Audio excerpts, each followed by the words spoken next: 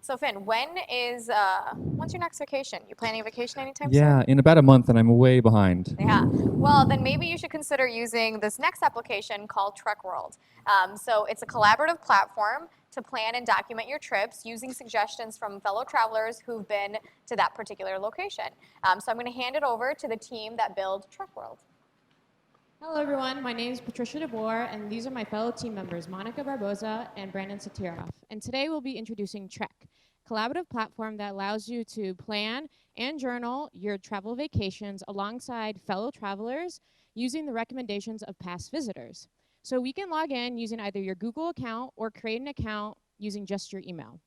We're going to be logging in today as Alice, and we're going to be planning her next big adventure, or what we like to call a trek. So once we log in, we will see Alice's user profile page. Here we'll see some bio information, as well as places Alice has visited before, as well as some basic stats, including when is her next big trek. Below we'll see treks she's completed or has up and coming, as well as some bucket list items. Now we're going to go and plan that next trek. We're heading to the land down under. We're going to name our trek, as well as pick our countries, put in some dates, and as well as set what kind of tag. We're going with some friends. Now we're going to do some planning, and Brandon's going to walk us through that process. Thanks, Patricia. This is a group trip, so Alice will add her friends to this trip using the new Trekker button on the trip page. She can start with her friend Trevor, who's been dying to go to Australia. To view the collaboration aspect, we'll see Trevor's screen up on the right-hand corner. We can see that Trevor was added to the project instantly.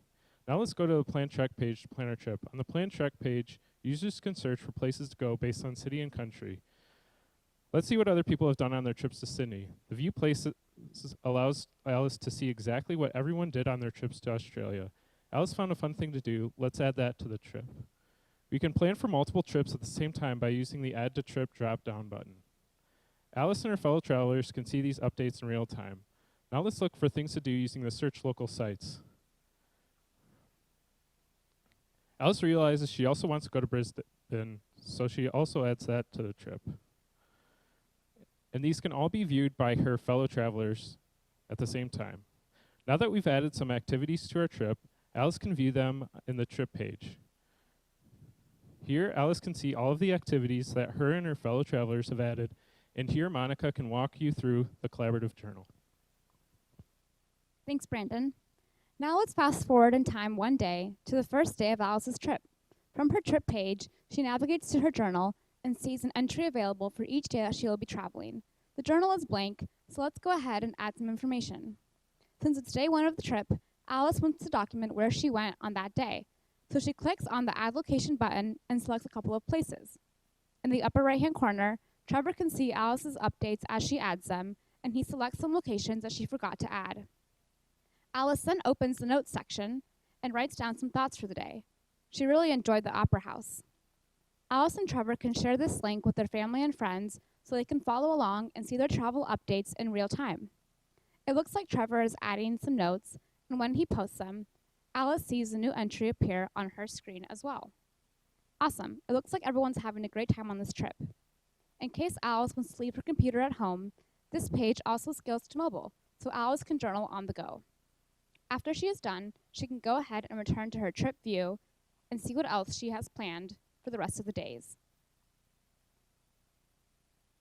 We utilized React on the front end and Cloud Firestore on the back end. We selected Cloud Firestore because of its real-time capabilities and leveraged React hooks to carry that functionality forward to the front end. Cloud Firestore was our first time using a non-relational database, and we had to make a lot of thoughtful decisions up front about how to structure our data to fit our model the best way. Trepozo API also lacked good photos, so we supplemented this using the Google Places API.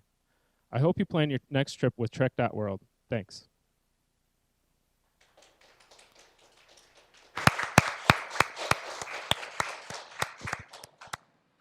I thought that was really amazing. A couple things in particular that I just want to point out is using the Trepozo API as well as Cloud Firestore. All the work you have to do to make sure the data fits in the right way and has a really good, clean, real-time collaborative interface is really challenging. Kind of Google Docs for trip planning. Yeah, and I think it's an application that a lot of people can utilize. I mean, I think I basically do this manually using like Google Docs, and I always have a challenge having other people collaborate with it and trying to use it in the format that I've set it up as. And I think having an application that basically does what I do manually is awesome. I honestly would probably use this for my next trip. Yeah, me too. Yeah.